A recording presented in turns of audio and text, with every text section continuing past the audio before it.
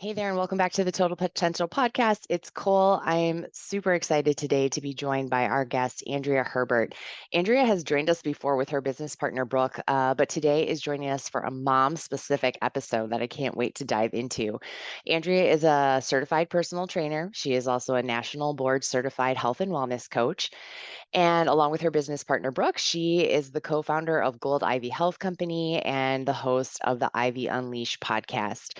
Andrea is also a mom of three and a wife and doing really cool stuff like running a marathon in every single state. I can't wait to follow up on her progress through that. And we're going to dive into all things health, wellness, identity, all the good stuff as a mom. So let's go ahead and welcome Andrea to the podcast. Hey, Andrea, thanks so much for joining me today. Thank you for having me. I'm excited to chat. Yeah, it's great to see you again.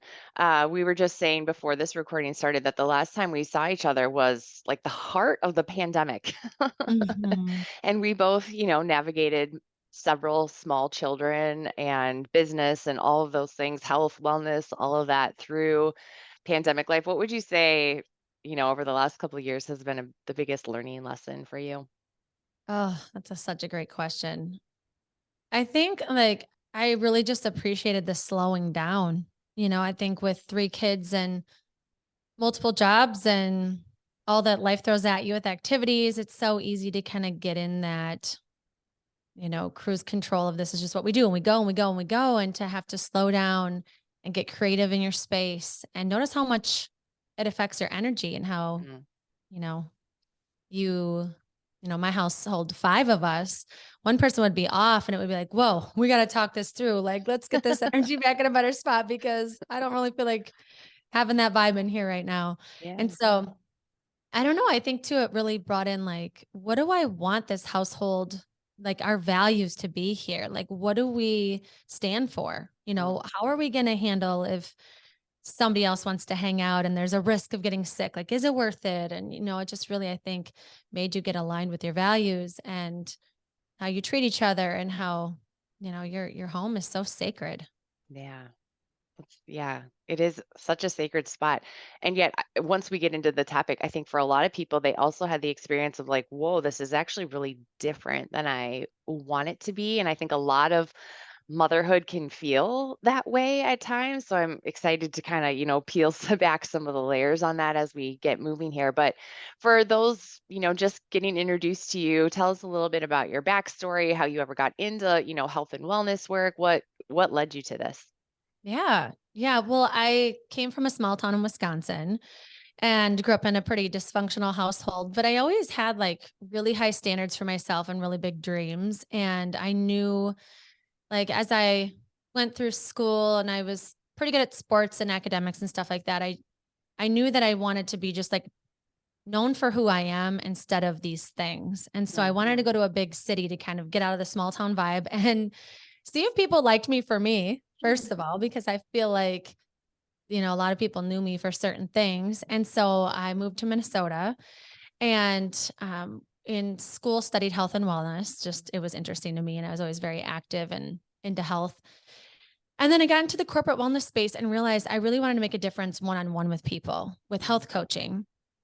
And so I got into that about, over a decade now ago and just realized how important it is to have someone next to you for accountability, for support. And I love helping people see what they're capable of and uncovering kind of these limiting beliefs that we have that we don't even realize we have. They're just unconscious and they really dictate our life and what we can do. And so I like to live by example, but then also take what I've learned because I've read like a million self growth books. I'm addicted to it because it really gave me the guidance I needed growing up. Like Mm. I turned to books, I turned to podcasts for guidance. I was in a lot of sports that I wasn't even that great at to just have a good coach because I needed Mhm. someone to help me. And so I just think that guidance is really valuable and I've seen it play out in my life. And so that's why I love what I do. And then pandemic time, I realized, I was doing the corporate wellness thing as a health coach. But I was like, I think I could do this on my own. And it took me a while to get through like having little kids where my brain just couldn't go there. I couldn't imagine Sure. running my own company. I'm like, I don't have the capacity for this right now. I'm trying to just get sleep and Yeah. function and feel like a human being. And so once my kiddos were at that age where like they were sleeping a little bit more through the night, I had more energy and had the ability to think about what do I want? What could that look like for business? How could I do this on my own? And created Gold Ivy Health Co., which is a company with my co-founder Brooke, who is my husband's cousin, and we are both health coaches. I'm a personal trainer, and so we have clients there.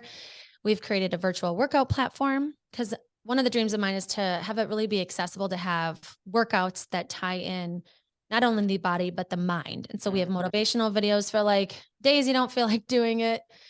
Watch a video first if you need it to kind of have a pick me up to get you into a video that you want to do. And so we've created some programs that you can follow along with for metabolism and plan to kind of have those moving forward. And then we also have a podcast, Ivy Unleashed, yes. where it's a lot like yours, right? With Total Potential, it's really talking to people about, your health and making it accessible and tapping into how to take care of yourself and break it down and make it simplified, but real and raw stories too of people that have Yeah. gone through hardship and sharing that.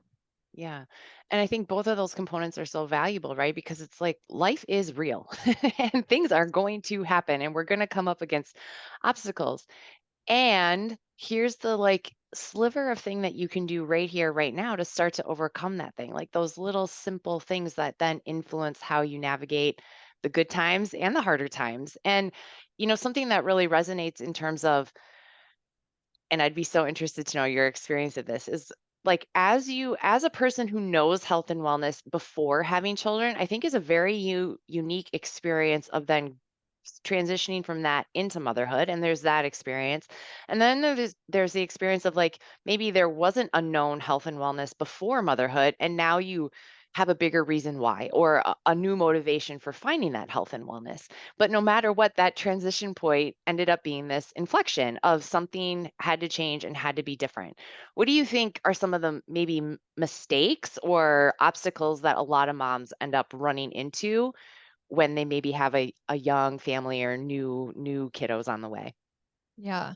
Well, I think a lot of parents and moms specifically watch their own mother self-sacrifice or say yes when they really want to say no to things. They just feel like, oh, this is what my mom did. My mom took on everything and did everything for everybody. And so that's a huge mistake that I see where there's a lot of overwhelmed parents out there. There's a lot of overwhelmed moms. And so kind of having that shift of, there's this identity shift that happens once you have kids. You're like, who am I now? Right. Like I have to Mhm. keep this person alive. I need to create a safe physical and emotional home for them. Right. Like it's a huge job.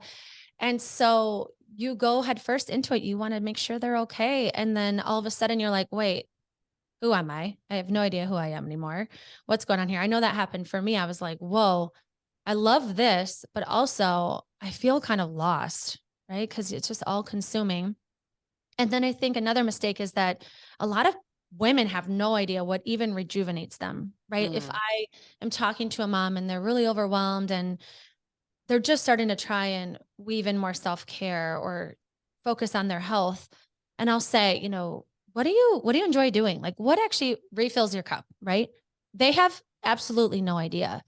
And mhm, so, I think a huge mistake is not taking that time to reflect, to kind of come inward and say, and what do I need now? Like maybe it's even different than it was before kids, or when your kids were really little, it might be different than when they're a little bit older. And I think too, a lot of moms specifically think like self-care has to be like a spa day. Like, oh, well, I yeah, can't commit to that. That's not going to work. Or it needs to be this hour or a day. And it's like, it really can be these micro moments, these little opportunities to take some time for yourself, no matter where it is in the day. It might be different daily, weekly, what season of life you're in. And so I would say those are some of the big mistakes. It's just like really not even knowing yourself or taking the time to figure out what you need mm, and then letting it overwhelm you and just never making it happen. yeah, and that feeling ends up like cycling on itself, right? That's when people talk about like being in the hamster wheel, that's what I think of is like the circle of it's going and you feel out of control of it because there's no spot where that anchors you in it along the way. Um, I think the other thing that strikes me that, and you use the word the seasons, there's so many seasons of motherhood. Mhm. Right? There's pregnancy, there's a newborn, there's toddlers, and then, oh, let's maybe do all of that again, but now we have a child. Like, there's all these different phases. What do you recommend people like at some of those transition points? What are some things people might even like questions they might ask themselves or reflections they might do? Like, how can they get more clear on what it is they need at some of these like really defined transitional points? Yeah, I think a pivotal thing is just even taking a moment to slow down, right? Because we always think there's something that we should be doing, and then we get so frazzled that we get sick. And so I think, asking yourself simply, what do I need right now? Like, what needs are going unmet? I'm feeling this, whatever it is, because in those transition moments, it can be overwhelming. Right? And there's always things we don't know. Like it's a Yeah. new you've never had a toddler before. What do they need to eat? Like how are we gonna they're throwing all the healthy food on the floor. Like what am I supposed to do? Right? And then at that same point, your body's changing, your hormones are changing, all of that. And so I think some key points are that reflection time of sitting and thinking about what you need and what are those main priorities right now I have to do to take care of myself so that I can even function in this season.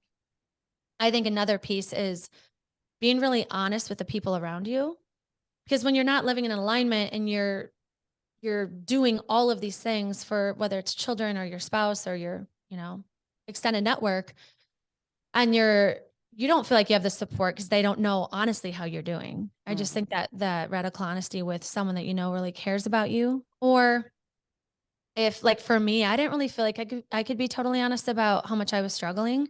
Mm. I'd never really struggled with much before, and then I had baby blues after my first, and even going to the doctor, they, like, hardly even checked in on it. I think they I probably do a know. better job now, but I was really struggling, and at my next appointment, like, a year later, my doctor said something like, "Yeah, you really seemed off last time." And I know, it's like, well, isn't that your job to kinda check in on me and, like, let me know I seemed off? Because sometimes you don't even know you're that off until you're out of Totally. it.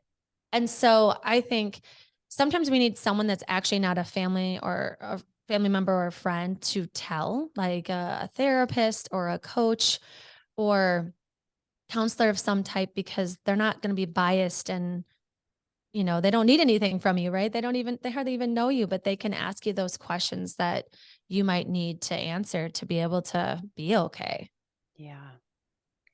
Yeah, what a valuable point, right? It's like we need to get further outside of just the day to day so that we can actually really see what is present, right? Because a lot of the people really close to us, they're going through it with us. They might have some similar feelings. Your spouse might be like, "What the heck's going Mm. on?" Right? Like they might also in their own system be feeling some of that, let alone what's happening for you. So what a valuable point to, be curious with people outside of your network. Yeah. What would you say are some of the like go-to self-care practices that you see a lot of success with that maybe are small or almost feel like a hack rather than like a overwhelming, all-consuming kind of practice? Yeah, well, I mean, one of the biggest things just has to do with slowing down because if your brain's in that frazzled mode, you have no time to even like you can't even think about what you need. Some of the big ones I would say, it sounds so silly, but just like starting to think about sleep. Like, Mm, am I getting sleep? How many hours am I even getting? Because if we're not focusing on that, our brain can't even function properly to know what we need to totally. check in with ourselves. And so a lot of it is really, it's like common sense stuff, but we don't do it. We don't slow down. We don't think about getting more sleep. We don't ask for help. We don't tell someone how tired we are because, you're in that season. And um, something that's huge that I always ask people is like, what self-care looks like for you might be different than for me. Some people absolutely hate reading, but like if you think about your energy givers, your energy takers. What is giving me energy right now? Like when I'm around that person or I'm doing that thing, I feel like a little bit of a boost of energy, right? Or if I'm with this person, it's draining me. Or if I think about doing this task, it's draining me. And that way we can kind of delegate a little bit more of like, okay, I don't want to be doing that anymore. I Hmm. need to delegate that thing. And so I think when you think about your energy when it comes to self-care, that's where the hacks come because you're so different than your friend, right? And getting advice from your friends sometimes is great because they do know you, but also identity changes. Like you have different interests. Even two moms at the same point might value different things. You know, Hmm. some moms need a night away from the home and some never want it and they're fine with it, right?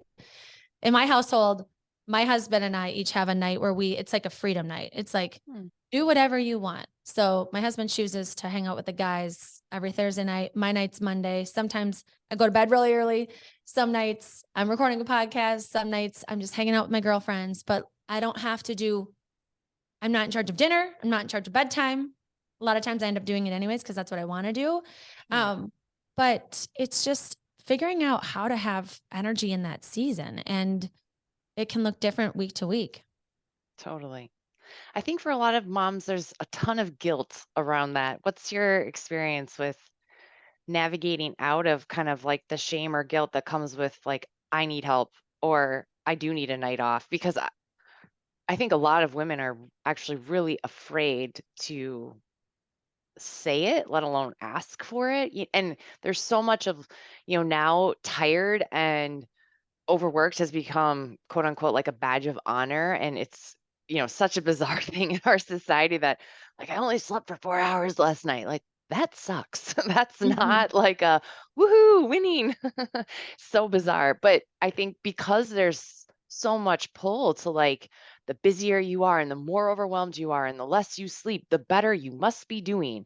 I think there's enough of that that it's hard for anyone to say, like, I don't like this. I need help. I want help. Like what navigating through some of that? Any thoughts, Yeah. recommendations? Well, I just think if we think about it, how's that really going? Yeah.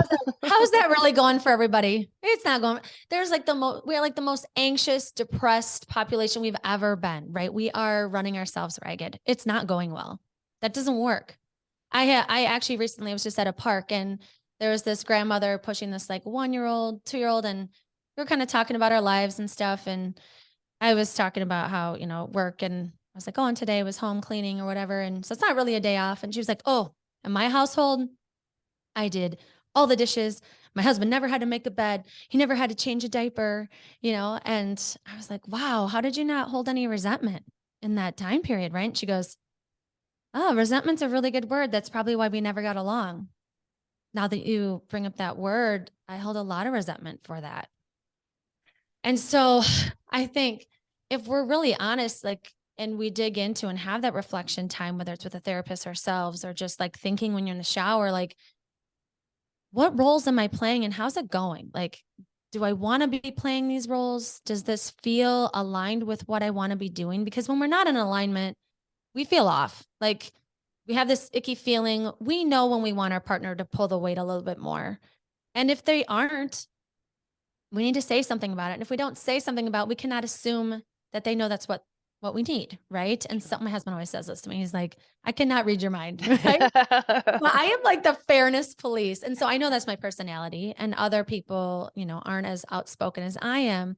But I think it's just like, how's this really going? How am I really doing? And where's this belief that I have to do all these things? And how's it serving me? And how did it serve the person that I watched do this before me or the people around me that are feeling really overwhelmed or seem resentful? It's not our job to carry everything. And it's not even good for our kids to see that, right? It's good for our kids to see how we take care of ourselves, how we say, "Hey, I need a break."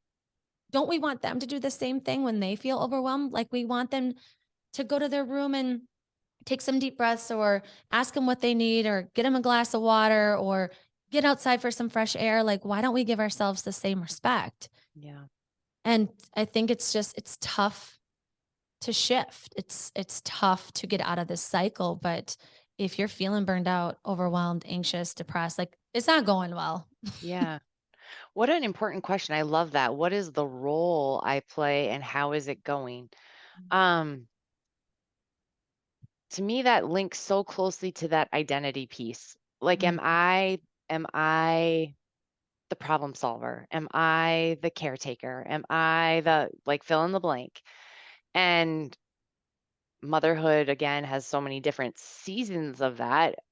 Like personally, it's been such an interesting time navigating out of having a really little kids who actually do have a lot of needs, right? Like my youngest is 10 now and she might as well be 17. Like she's like a young woman already.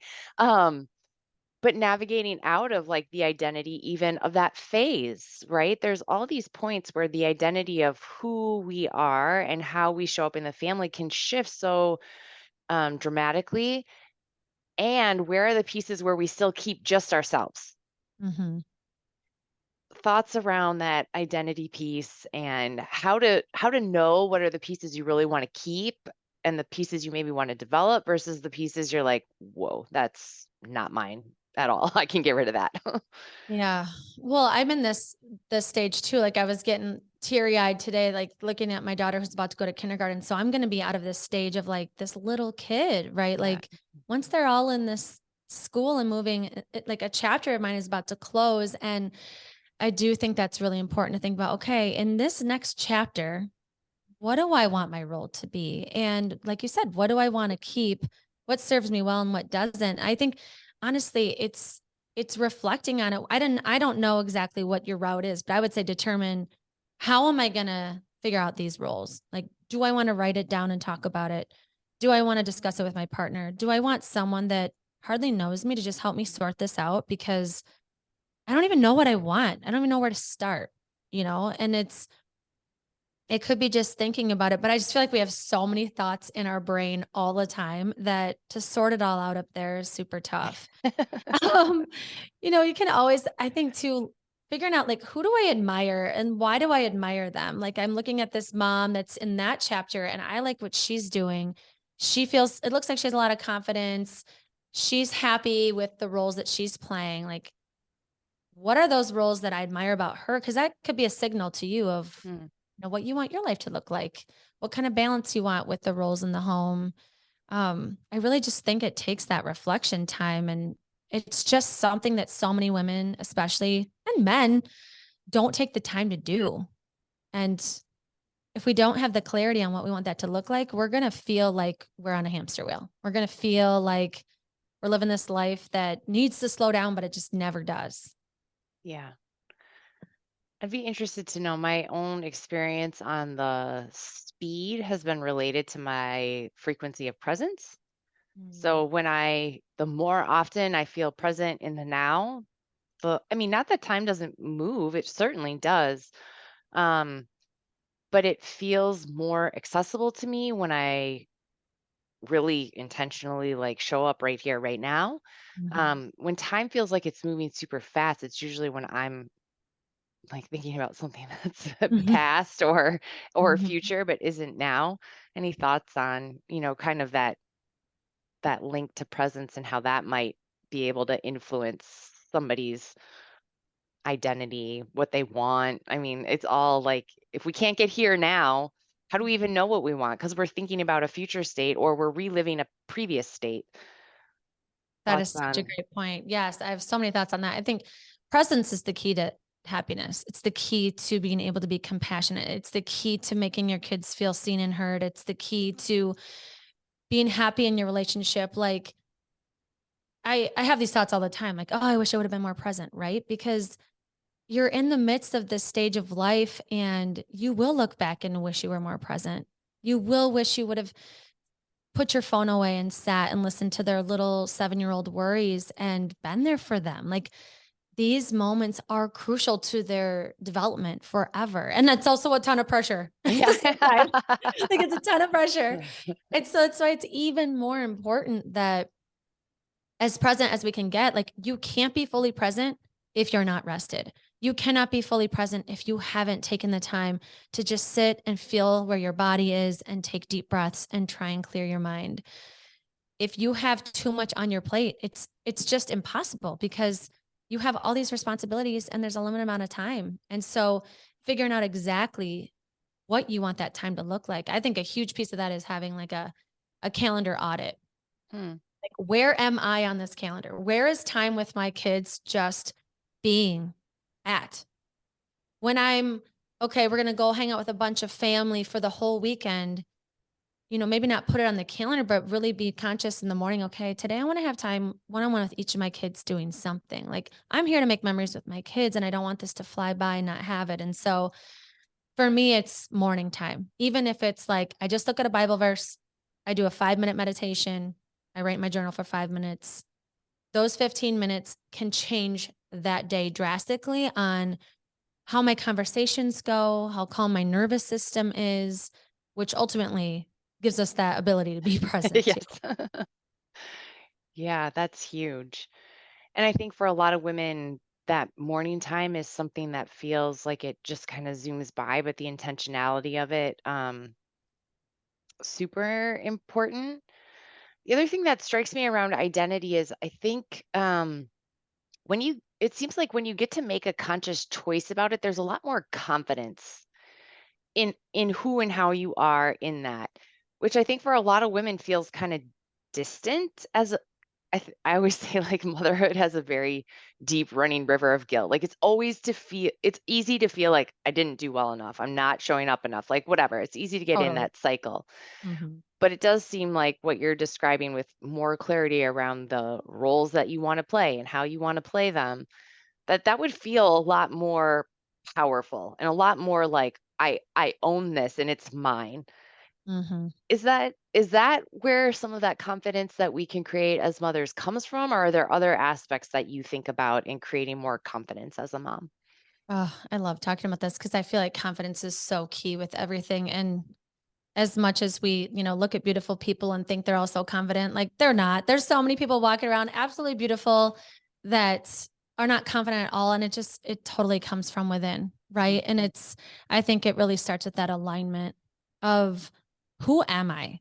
Right. Am I walking the walk? I have all these ideas. I know what I want, I think, but am I living it? Right. And so I think if you continually and imperfectly align with what you know you wanna be doing, whether it's, like, totally getting done, your household is, like, kind of in shambles, but, like, you got that one part, Yeah. taken care The of, one like, drawer that looks good. it's so true, but that little small step, like, that's an example of, like, a small step of building confidence, whether it's, like, as a mom or a person, like, that you can commit to something you know you wanna have happen, imperfectly do it, showing your kids too that this isn't gonna like, I'm a human being, this isn't gonna be great, but I am doing my best. And, starting from that alignment of the values, I just think that's the most important key when it comes to being able to be confident is knowing who you are. That way you can stand proudly in that. And when you continually have your own back, you're doing what you value, you're following through, you have self-respect. Like you respect who you are because if you're not respecting who you are, you can't be confident. You'll feel Yeah. like a fake. You'll feel like a phony. And I think too, it's really being confident in your values. Like, what are they? What are my top 3 values? And I can stand firm in those things. And they might be different than my neighbors or my sisters or my friends, even though like I do value the friendship, like I need to be clear on what mine are so that I can have my self-respect and how I carry this family. And then that translates how we carry ourselves and how we show up and then how people treat us back. Mm. If we have that internal self-respect. And so I just think like I feel like I keep going back to this, but as moms, if you're not taking time to figure out what exactly it is that you stand for and you want to have for values in your family, you can have the discussion together. Like that's going to help you be more confident as a mom, knowing that you're all in alignment and kind of working together to carry the family. And I think as a family, you can have those values together, which will lead to confidently showing up together. Mm. It's kind of a power move for the kids too, right? Like to feel like they can step into and stand strong on what the family stands for and has kind of declared. Mhm. Um, Kind of a side twist into a different part of confidence, but this is, kind of your area of expertise is I I can totally understand why in motherhood a woman would say something like, I just want to get back to my old body. Mm. And that body birthed humans. Like it's the old body, not that you can't still live in a strong whatever word that makes you feel like, ooh, that's a body I feel good in. Yeah. Not that you can't live in a, you know, in that again, but the old body is gone and there's a reason for that, and that's cool. Yeah. And now there's a new body. And I feel like for a lot of women, the confidence to be in their skin as a mother feels really distant. And yet you have this, kind of whole area of expertise around body. What comes up for you as the body confidence in motherhood? Mm, I think it's tough because right, our bodies do change, and it's just you.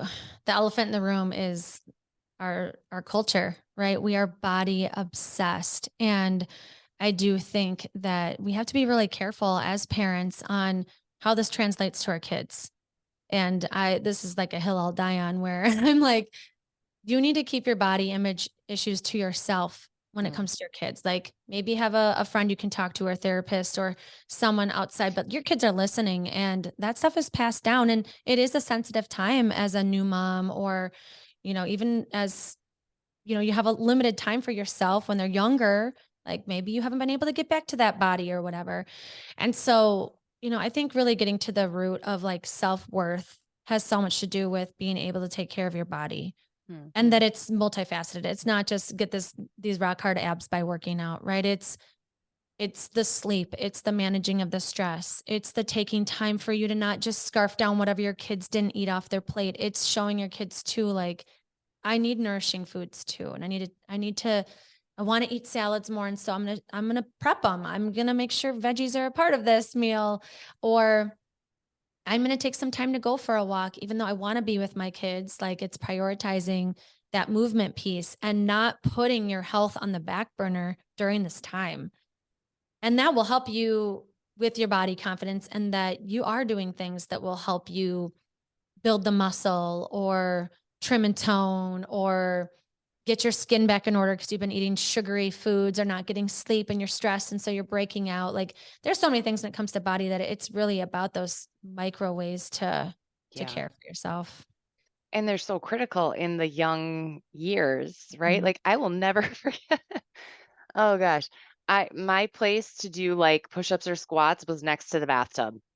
'Cause the kids are playing and they're having a gay old time and they just are happy in their, little bath there. And I might do 2 sets of push-ups and 2 sets of squats, but I did it. And it Yeah, happened while they were safe and happy and I was still with them and we were still interacting. But like that micro practice became something that anchored that I'm still a person who takes care of my body. Which I think is, it can feel like, "Oh, well, I have to if I don't work out for an hour a day, why would I even do it?" Right? Instead totally. of, well, I'm in my house and I could walk up this set of stairs 3 times and be back here in a minute to play with the kids or whatever." Like, those micro practices are not for overlooking. They become a catalyst for so much more and a decision maker, right? Because, "Ooh, that worked, that didn't." It becomes like an experiment instead of like this thing that you have to do, which, Totally. yeah, is a very different situation.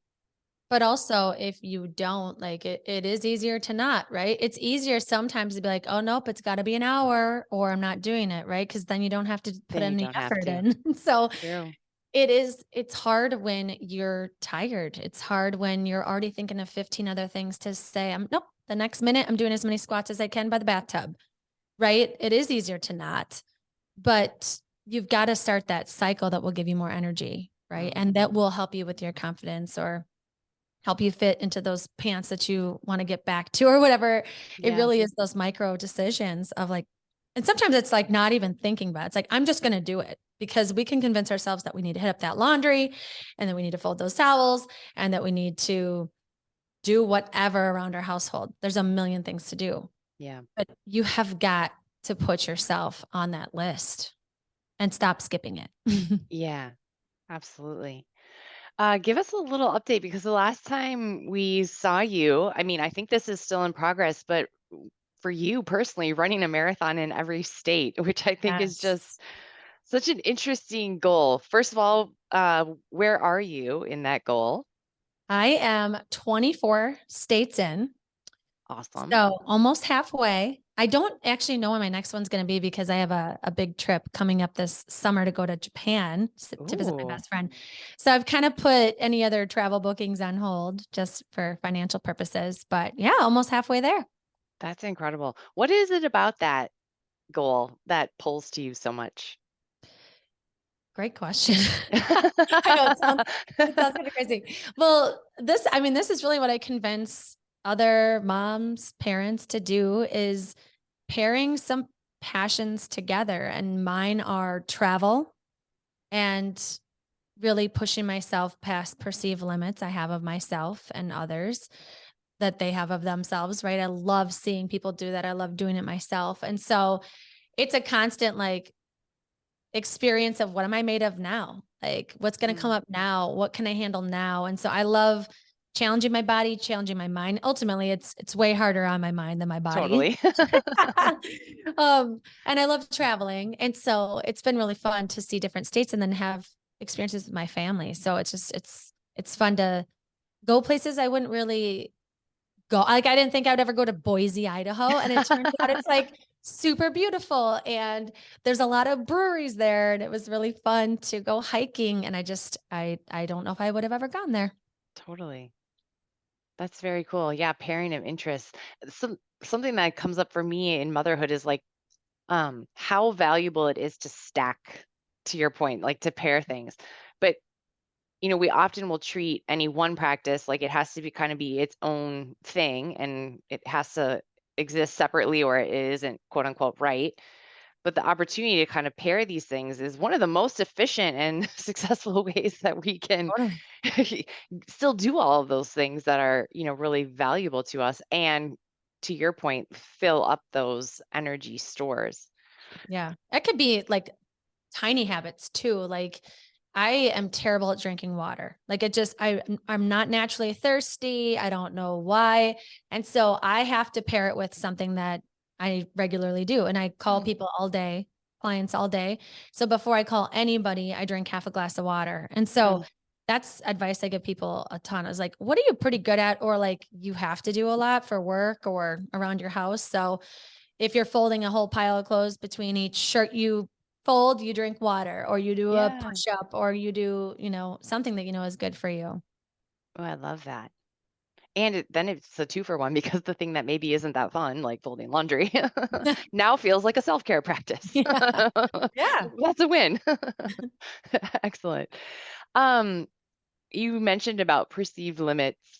Mm. What is your experience around what the kind of like couple of buckets of perceived limits tend to be? Yeah. Uh, well, I feel like people just have all kinds of limiting beliefs that they don't even realize that they have. We tell ourselves, I could never, or I'm Mm, not that kind of person. Right. And so perceived limits could be as small as like, I'm not a good cook, or, I'm not a morning person, or I could never meditate. That's so weird, but yeah. like getting to the root of what is that belief? Where does that even come from? And like, do I actually believe that? Mm, Or could I see things a different way? Like I just had a client who she always told herself, I'm not a runner. Like I'm not a runner. No way. I don't even want to. I don't like it, and then she fell in love with someone that's a runner mm, and she wanted more time with them. And so she was like, okay, I have this belief. I've never really pushed myself in this area because I've told myself I don't want to, but I think it's just fear. Like, I just don't want to look like a failure. I don't want to look weird. I don't want to, whatever it may be, fill in the box. But so she decided to hire me because she knew I was a marathoner and she knows that that's what I do is I really help people believe things about themselves that they want to secretly, but yeah. really don't have the steps or capacity to figure out what that could be. And so I think we cling to these identities that kind of keep us safe. Mm, We don't want to be uncomfortable. Pushing ourselves requires work, and so anything health related, I always put it in the box of it's around movement, it's around food, it's around something in the stress department, which would be like, any emotional kind of belief. And then sleep, right? Any mm. belief in any of those boxes, we can kind of anything we touch will kind of improve your health and well-being. And so, yeah, I think you can shift when you push yourself, when you follow through with something and you overcome it or you accomplish it and you never thought it was possible, it's like addicting. Like you want to do it again and then it will waterfall into another part of your life. Like with Kara now, she's Kara, my client, she's like, and I say her name because she's going to be on the podcast to talk about it, but um, she now is like, what else can I do? Right? I totally believed I couldn't do this. I pushed myself farther than I ever have. And she had all kinds of hiccups, but Mm, she kept showing up. It was imperfect. It was messy sometimes. It didn't always happen, but she crossed a 10K finish line that she could not fathom 4 months ago. totally. Such an important example in motherhood, I think, is to let our kids see us be uncomfortable Mhm. and to be willing to work at something hard, even though it might not work out. Yeah. Right? It's super scary to me how much perfection is sort of required of our children at this juncture. They need to have perfect grades. Like getting into college now is a joke. Like you have to be like a cookie cutter individual in order to be accepted to, not even top schools anymore, but just like to Mhm. decent schools. And it's such an interesting concept that we should only be perfect from an outside perspective. And that's something as a mom I'm super committed to is like let them see it be messy, let them see me cry when it's hard, let them see because otherwise I want them to feel free to just do anything and believe in themselves to do anything. Mhm. What do you see your kids, especially around this, marathon goal? Maybe there's other hard things that really, spring to mind when you think about that. What do you see your kids either maybe say or reference when they see you do some of those quote unquote hard things? Well, yeah, I mean, when they see me run a marathon, yeah, they see the medal at the end, but they also see the ugly in the middle. Like I was really struggling in Wyoming with the altitude and Mm, hardly ever stop in a marathon normally. And I was like, thank God we had an RV. It was in 2020 and they like basically like drove next to me along these roads. Thank God. Because I kept needing like Gatorade and just like extra water and like to stop. And I was struggling big time, and that just comes to mind of, like, a lot of these marathons, it looks so simple because you see a couple highlight snippets of me running, and then you see me holding this sure. medal or whatever, but, yeah, they've seen the ugly, they've seen how nasty my toes look after, and that I can hardly walk sometimes, and so that's just, like, a really physical depiction of kind of what things are like, but I also talk to them about what I'm struggling with emotionally. That's, like, kid appropriate, Sure. you know, one of my kids really struggles with self-esteem, and it's just always been this way, and it's just something that we talk about a lot about how, we doubt ourselves sometimes or we compare ourselves sometimes to people, and I think giving them examples of ways that you do it too can be like, "Okay, like, I've done this and I've been there too, and it's it sucks." Like, it's not easy. Not just like, "This is my solution," but Yeah. I felt that, and for me, it felt like this. What does it feel like for you right now? Like you talked about that present, being present, and I think we don't always have to fix it and move them through it, right? It might be really sucky, and I don't know because I don't have high schoolers yet, but like that pressure sounds terrifying and also terrifying to parent through it. I don't know how it's gonna go down. I'll need your advice. But, allowing your kids to be imperfect, but man, there's this pressure too. And how can we take care of you in the midst of this? I think will be just like any other self care practice on steroids, probably with, like social media too, and what's happening with your friends and where are they going to accept it. So I hope Yeah. you're taking care of yourself in the midst of it.